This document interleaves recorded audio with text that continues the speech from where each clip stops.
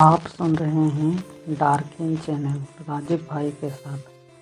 तो आज जलपरी की दूसरी कहानी को हम पूरा करेंगे।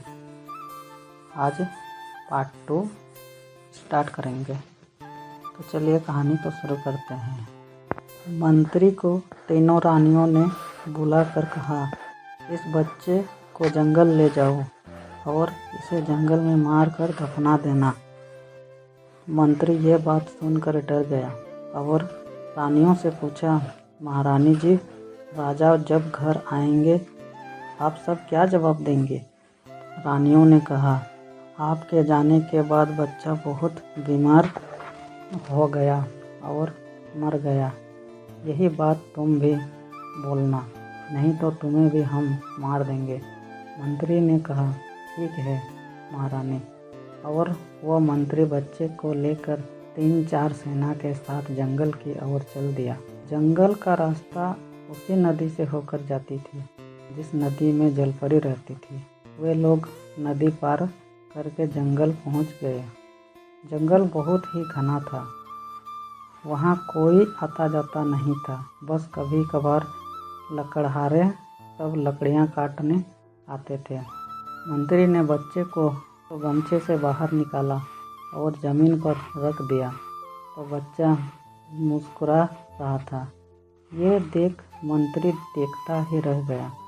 मंत्री ने सोचा, इतना सुंदर बच्चे को हम कैसे मार दें और ये कल हमारा ही राजा बनेगा। ये सोच के मंत्री ने और सेना ने फैसला किया कि इस बच्चे को हम नहीं मारेंगे। ये हमारा आने वाला वक्त का राजा है। उन सब ने बच्चे को प्रणाम किया और मंत्री ने अपनी सेना से कहा, तुम सब यहीं रुको, मैं आता हूँ। और ये बोल के मंत्री बच्चे को लेकर और घने जंगल की ओर चल दिया।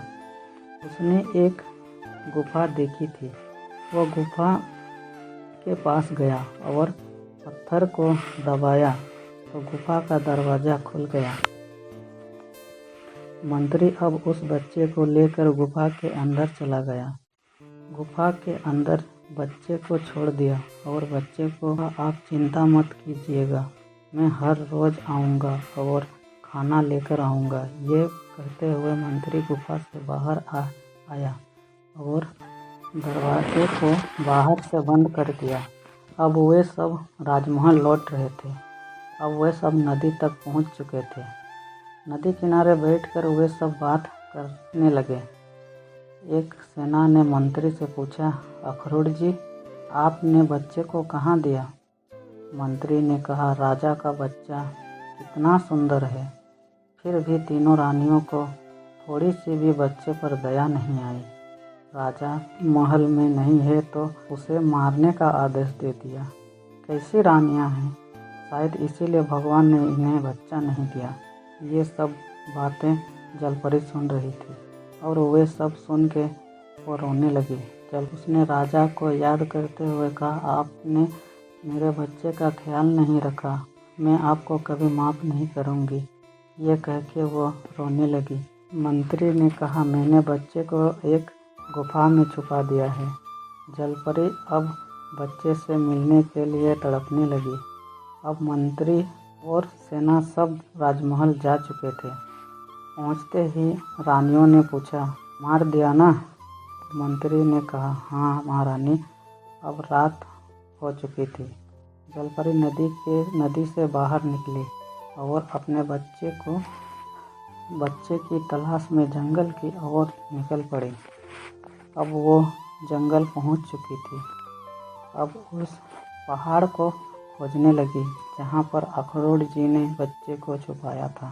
अखरोट ने कहा था, वहाँ उस गुफा के बाहर दरवाजे पर एक त्रिशूल का निशान है। वह त्रिशूल का निशान को खोजने लगी। करीब 1 घंटे तक खोजने के बाद वह थक चुकी थी और वह थक कर बैठ गई। उसने मन में भगवान से कहा, हे भगवान, अब मैं क्या करूं? कैसे ढूंढूं अपने बच्चे को?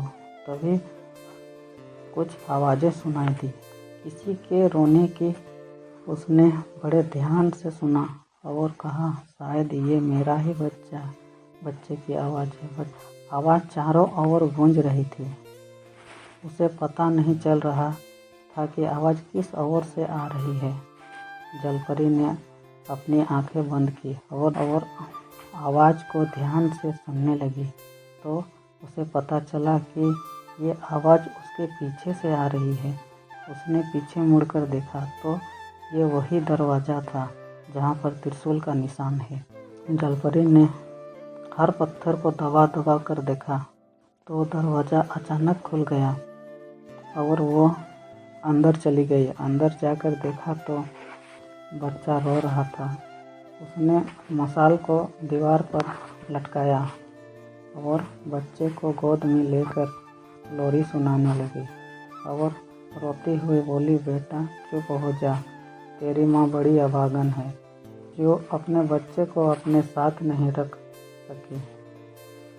ये बोल के रोती और लोरी सुनाती। बच्चा चुप हो गया।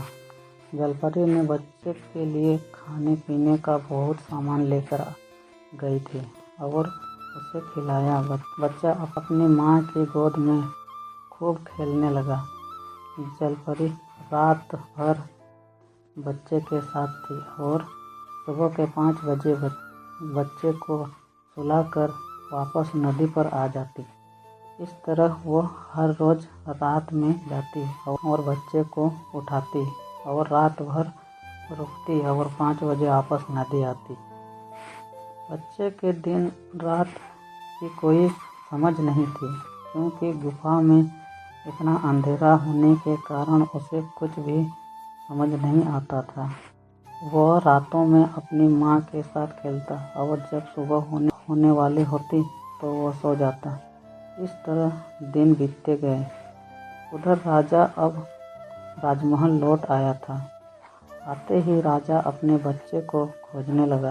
राजा अपने बच्चे के लिए ढेर सारा खिलौना लेकर आया था। राजा रानियों के पास गया और पूछा, मेरा बच्चा कहाँ है? रानियाँ कुछ देर चुप रही। फिर एक रानी ने कहा, तुम्हारा बच्चा अब इस दुनिया में नहीं रहा।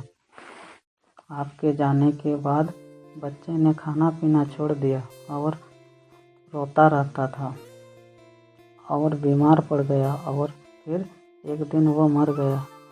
ये सुन के राजा रोने लगा। राजा ने अपने आप को दोष देते हुए कहा, मैं क्यों गया, मुझे नहीं जाना था। वो रोते हुए अपने कमरे में आया और रोते हुए सोचने लगा, अब मैं अपनी पत्नी जलपरी को क्या जवाब दूंगा। मैंने अपने ही बच्चे का ख्याल नहीं रख पाया। अब मैं क्या मुँह लेकर जलपरी के पास जाऊंगा।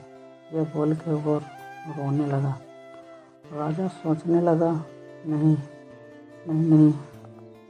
अब मैं वहाँ नहीं जाऊंगा। चाहे वो मेरे बारे में कुछ भी सोचे, मैं नहीं जाऊंगा। उसका सामना करने की मेरी हिम्मत नहीं हो रही है। उस दिन के बाद राजा नदी किनारे कभी नहीं गया। इसी प्रकार 4 महीने बीत चुके थे। एक दिन एक लकड़हारा आया। उसने पहरेदार से कहा, मुझे राजा से मिलना है, बहुत ही ज़रूरी काम है। पहरेदार राजा के पास गया और कहा, महाराज, एक लकड़हारा आपसे मिलना चाहता है। बोल रहा है कुछ ज़रूरी काम है। राजा ने कहा, ठीक है, बुलाओ उसे। लकड़हारा राजा के पास गया और कहा, महाराज, कुछ दिनों से जंगल में एक भूतनी घूम रही है। राजा ने कहा, ये तुम क्या बोल रहे हो, ये सब बकवास है। तभी लकड़हारे ने कहा, एक दिन मैं लकड़ियाँ काटने 4 बजे जंगल जा रहा था कि तभी किसी के रोने की आवाज़ सुनाई दी। किसी बच्चे की रोने की आवाज़ सुनाई दी। मैं खड़े होकर सुन रहा था कि तभी कुछ देर बाद किसी की गाना गाने की भी आवाज़ सुनाई दी। ये सब सुन के मेरे तो पैर कांप रहे थे। मैं फिर दौड़ते हुए वहाँ से भाग गया और मैंने ये बात अपने गांव वालों को भी बताया, तो वे सब एक रात मेरे साथ जंगल में गए। हम 8 लोग थे। हम सब ने ये आवाज़ सुनी है। कुछ देर बाद हमने देखा कि एक लड़की लाल साड़ी पहन के जंगल में घूम रही थी। राजा ने पूछा, फिर? तभी लकड़हारे ने कहा, अब हमें डर लगने लगा था, इसलिए हम सब वहाँ से भाग निकले। महाराज, आप ही कुछ कर सकते हैं, कुछ कीजिए। राजा ने कहा, ठीक है, कल मैं जाकर देखता हूँ। राजा ने मंत्री को बुलाया और कहा, कल रात तैयार रहना, हम कहीं जा रहे हैं। मंत्री ने कहा, ठीक है महाराज। दूसरे दिन ठीक रात के 11 बजे जंगल की ओर चल दिए। जंगल पहुँचते पहुँचते 12 बज चुके थे। वे उस पहाड़ के पास पहुँचे। मंत्री ने कहा, महाराज, हम यहाँ क्यों आए हैं, वो भी इतनी रात को? तो राजा ने कहा, मुझे खबर मिली है कि यहाँ कोई भूतनी घूमती है रात के समय। तभी राजा को किसी के गाना गाने की आवाज़ सुनाई दी। राजा ने कहा, अखरोट, तुम्हें भी गाना गाने की आवाज़ सुनाई दे रही है क्या? अखरोट ने कहा, हाँ महाराज, ये आवाज़ कहाँ से आ रही है, कुछ समझ नहीं आ रहा। राजा ने अखरोट से कहा, तुम जरा ध्यान से सुनो ये आवाज़ कहाँ से आ रही है। अखरोट ने राजा से कहा, कुछ समझ नहीं आ रहा महाराज। तो राजा पेड़ के नीचे बैठ गया। राजा बैठकर सोचने लगा। तभी राजा को कुछ याद आया और अखरोट से कहा, एक समय हमने एक गुफा बनाई थी, याद है तुम्हें? अखरोट ने कहा, हाँ महाराज, जब हम शिकार पर आए थे, तब जब हम थक गए थे, तब सेना की मदद से यहाँ पर गुफा बनाई थी। तभी राजा ने कहा, मुझे लगता है ये आवाज़ उसी गुफा के अंदर से आ रही है। राजा ने कहा, चलो उस गुफा को खोलो और आवाज़ मत करना।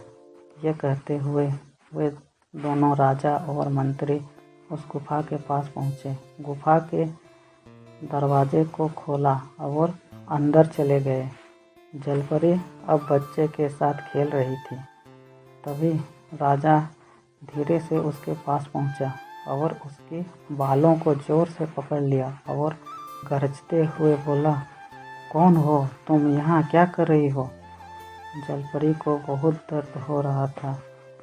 वो आह आह कर रही थी। राजा ने फिर कहा, कौन हो तुम, बताओ, नहीं तो मैं तुम्हारी गर्दन धड़ से अलग कर दूंगा।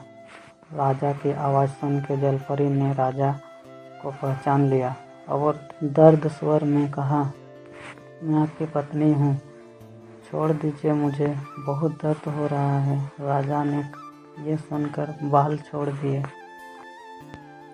जैसे ही जलपरी राजा की तरफ मुड़ी, राजा देखता रह गया। राजा ने देखा कि ये तो उसकी चौथी पत्नी जलपरी है। राजा ने कहा, तुम यहाँ कैसे? जलपरी रोते हुए बोली, मैंने आपको इतना विश्वास करके हमारा बच्चा आपको सौंपा था, और आपने क्या किया? मेरे बेटे को जंगल का वनवास दे दिया। मैं आपको कभी माफ़ नहीं करूँगी। ये बोल के वो रोने लगी। मुझे तो पता चला था कि हमारा बच्चा मर गया बोल के। किसने कहा हमारा बच्चा मर गया है? ये जो बच्चा है यही हमारा बच्चा है।